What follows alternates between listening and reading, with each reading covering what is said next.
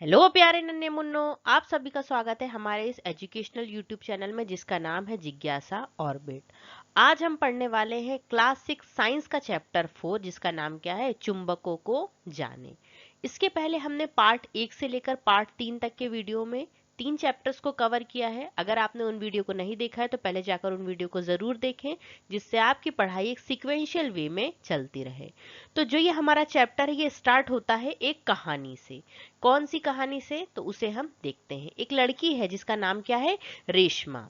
अब रेशमा क्या करती है, जो ये रेशमा है ये छोटी छोटी क्या करती है, लघु कहानियां लिखा करती है ना, छोटी कहानियां लिखा करती है। और जो उसकी दादी है ना, उसकी दादी को जो ये रेशमा कहानी लिखती है ना, दादी को बहुत पसंद आती है।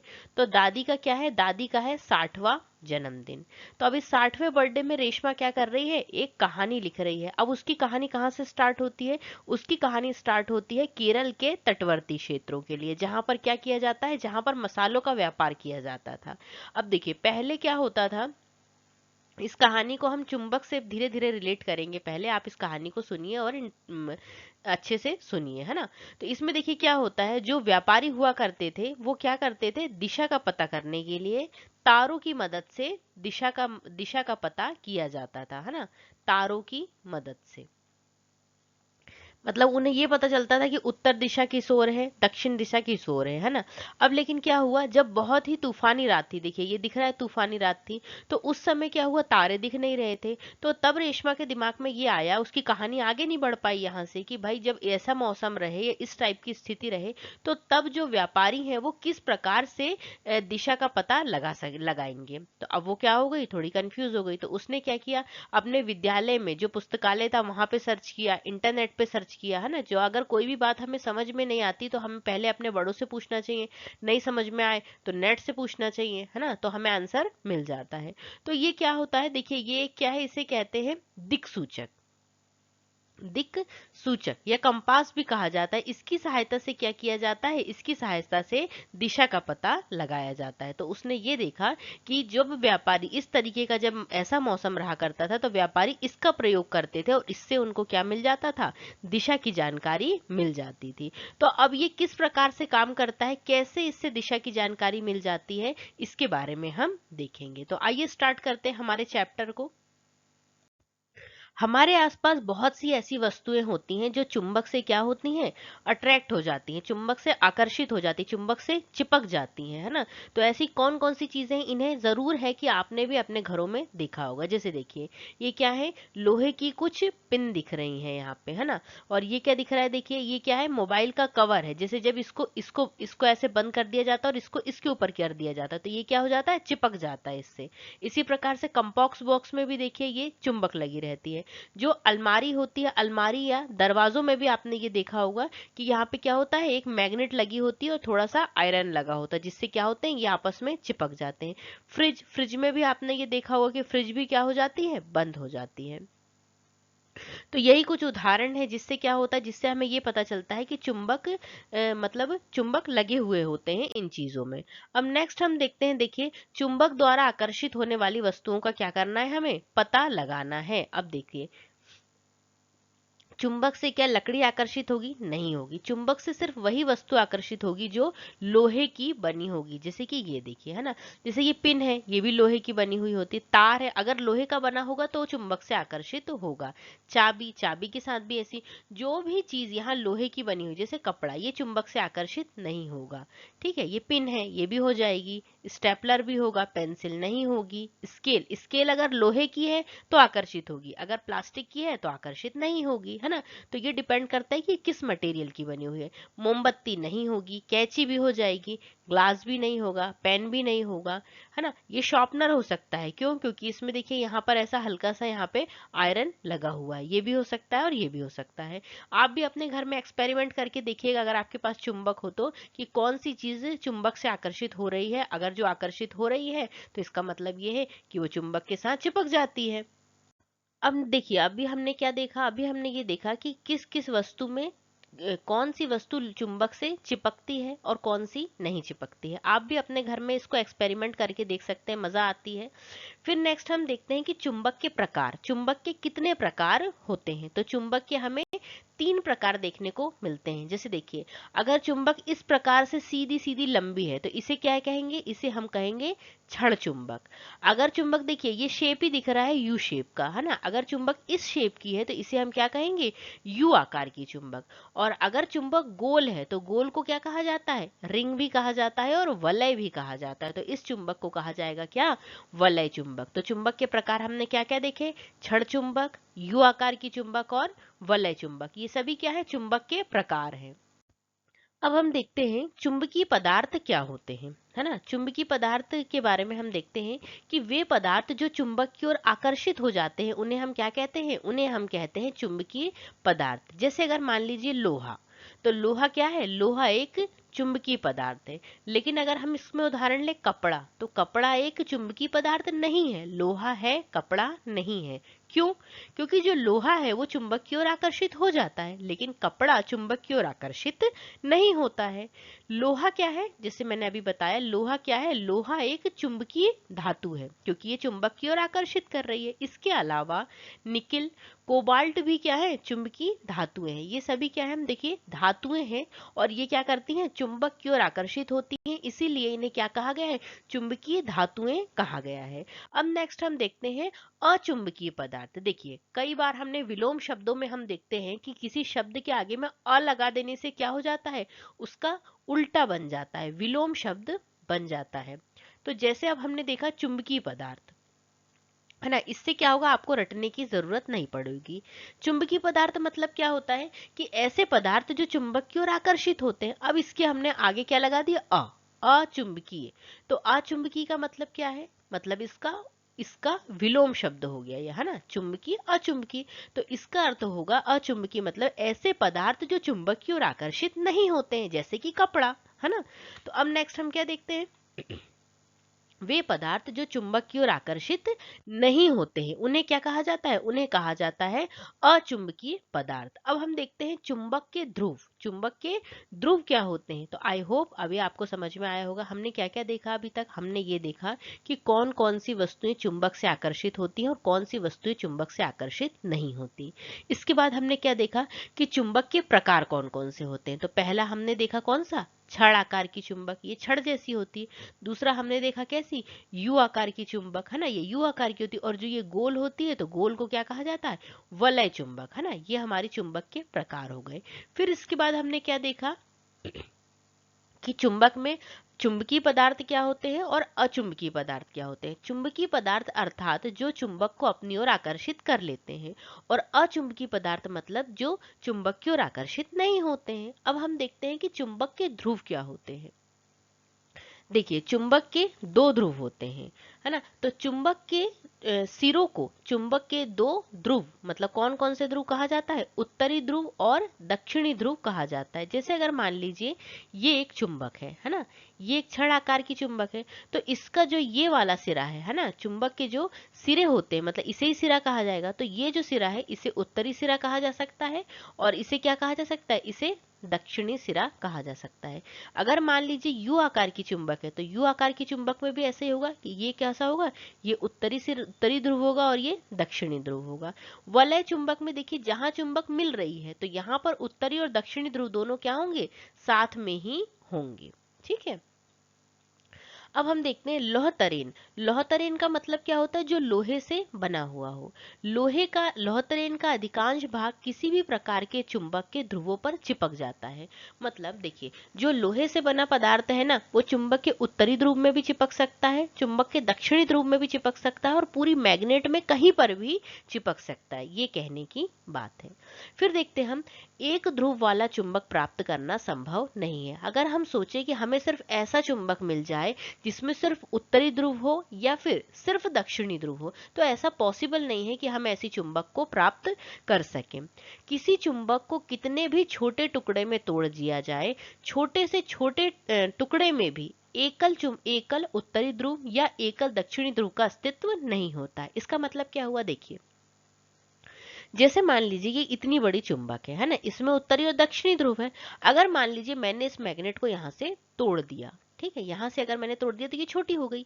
अब यहाँ से ये छोटी हुई तो ये उसका उत्तरी ध्रुव हो गया और ये इसका दक्षिणी ध्रुव हो गया। इसका मतलब ये है कि इस लाइन का मतलब ये है कि अगर हम चुंबक को छोटे से छोटे भाग में भी तोड़ दें तो एक एकल उत्तरी ध्रुव मतलब एक ध्रुव वाली चुंबक प्राप्त करना पॉसिबल नहीं है। इस लाइन में भी उन्होंने यही कहा है कि अगर हम चुंबक को छोटे टुकड़ों में भी तोड़ दें, अगर आपको ऐसा लग रहा है कि नहीं बड़ी चुंबक है जिसको मैं चलो तोड़ के देखता हूँ, तो आप तोड़ के देख सकते हैं कि चुंबक में उत्तरी और सिर्फ उत्तरी और सिर्फ दक्षिणी ध्रुव का कोई अस्तित्व नहीं होता है।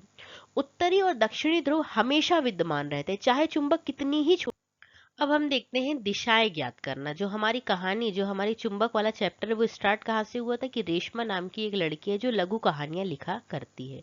अब इसकी कहानी यहीं रुक गई थी कि अगर मान लीजिए कि जिस दिन क्या है तूफान का मौसम है, तो उस दिन जो यात्री हैं वो किस प्रकार से दिशा का पता लगाएंगे। तो फिर उसने क्या किया, उसने सर्च किया तो उसे ये पता चला कि कंपास की सहायता से दिशाओं का पता लगाया जाता है। देखिए, जो चुंबक होती है ना, उसका जो उत्तरी ध्रुव होता है वो हमेशा उत्तर दिशा की ओर संकेत करता है, और जो दक्षिणी ध्रुव होता है वो हमेशा दक्षिणी दिशा की ओर संकेत करता है। देखिए यहाँ पे ये नॉर्थ है और यहाँ पे ये साउथ है। तो ये चुंबक को अगर मान लीजिए आपने यहाँ पे कंपास रखा हुआ है ऐसे, ठीक है, और इसका कांटा इस प्रकार से है, तो अगर जैसे मान लीजिए अगर उत्तर दिशा यहाँ पर है, ठीक है, तो ये जो कांटा है ना ये घूमकर यहाँ आ जाएगा, ये इस तरीके से ठहरेगा। तो इससे हमें ये पता चलता है कि जो चुंबक है उसमें मतलब अगर जैसे हम कहीं जा रहे हैं तो यहाँ उत्तर दिशा होगी और यहाँ दक्षिण दिशा होगी। जब हमें दो दिशाओं का पता लग जाता है तो हमें पूर्व और पश्चिम दिशा का अपने आप हम पता लगा लेते। सिर्फ एक डायरेक्शन का हमें पता लगना चाहिए कि एक डायरेक्शन किस दिशा में है। तो इसे हम एक वीडियो के माध्यम से समझने का प्रयास करते हैं, जिससे आपको बहुत अच्छे से समझ में आएगा और प्रैक्टिकली याद भी रहेगा।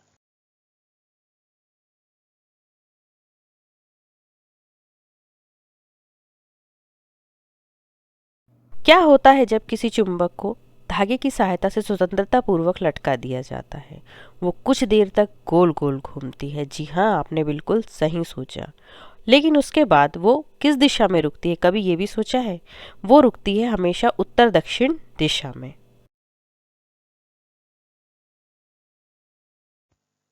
देखिए अब हम आगे देखते हैं। आई होप आपको वीडियो से ज्यादा अच्छे से समझ में आया होगा।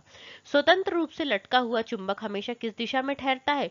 उत्तर दक्षिण दिशा में ठहरता है। अगर हम धागे की सहायता से चुंबक को लटका देते हैं तो वो हमेशा उत्तर दक्षिण दिशा में ही ठहरेगी। इसके लिए हम एक पानी की सहायता से भी प्रयोग कर सकते हैं कि एक कोपर में हमने या एक थाली में पानी भरा और उसमें हमने क्या किया, दिक सूचक की सहायता से हम एक मोबाइल में हमने क्या किया, एक दिक सूचक रख लिया हमने, जो क्या कर रहा है, जो हमें ये बता रहा है कि उत्तर दक्षिण दिशा किस ओर है। या आप ये भी कर सकते हैं कि आप अपने घर में देख लीजिए कि अगर जैसे यहाँ उत्तर है तो आप यहाँ पे क्या लिख दीजिए, यहाँ नॉर्थ लिख दीजिए और यहाँ पे साउथ लिख दीजिए, है ना।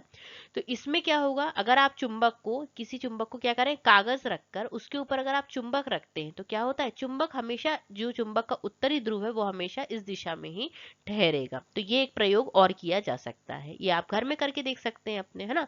तो स्वतंत्र रूप से लटका हुआ चुंबक हमेशा किस दिशा में ठहरता है? उत्तर दक्षिण दिशा में ठहरता है। चुंबक का वह सिरा जो उत्तर की ओर इंगित करता है उसे चुंबक का उत्तरोन्मुखी ध्रुव, मतलब इसका मतलब ये हुआ सरल शब्दों में कि चुंबक का वह सिरा जो उत्तर दिशा की ओर रुक रहा है वो क्या बता रहा है, उत्तरी ध्रुव बता रहा है कि इस दिशा में क्या है, उत्तरी ध्रुव है, मतलब वो चुंबक का उत्तरी ध्रुव है। दूसरा सिरा जो दक्षिण दिशा की ओर संकेत करता है, जो मतलब जो सिरा दक्षिण की ओर रुका है उसे क्या कहेंगे, उसे दक्षिणी ध्रुव कहेंगे। तो आई होप आपको ये समझ में आया होगा। स्वतंत्र रूप से लटका हुआ चुंबक उत्तर दक्षिण दिशा में ठहरता है क्योंकि हमारी पृथ्वी स्वयं एक विशाल चुंबक की तरह व्यवहार करती है। क्यों यह ठहरता है, कारण क्या है, इसका कारण बताया गया है कि जो हमारी पृथ्वी है वो भी एक चुंबक की तरह व्यवहार करती है। ठीक है, आई होप आपको ये अच्छे से समझ में आया होगा। अब नेक्स्ट टॉपिक देखते हैं हमारा।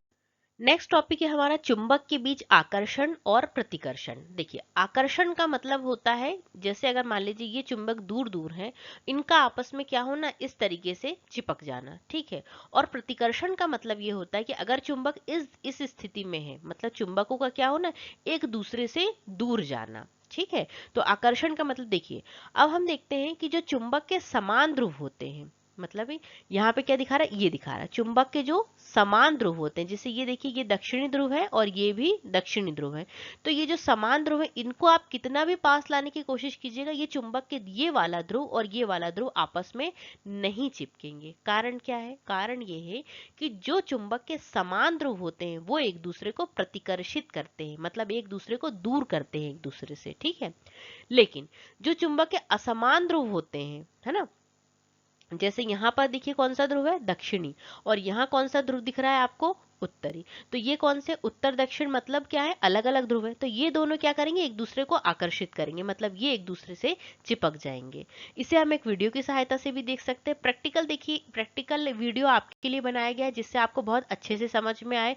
वीडियो को ज्यादा से ज्यादा शेयर किया करो जिससे कि और लोगों को भी वीडियो के बारे में पता चले और उनकी पढ़ाई भी अच्छी हो सके।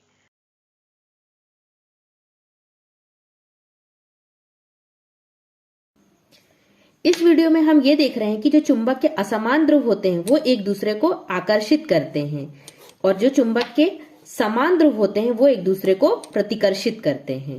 चाहे चुंबक किसी भी आकार की हो, चाहे ये छड़ चुंबक हो, चाहे फिर ये यू आकार की चुंबक क्यों ही ना हो। इसमें देखिए, इसमें भी हम ये देख सकते हैं कि जो समान ध्रुव है वो क्या कर रहे हैं, एक दूसरे को प्रतिकर्षित कर रहे हैं।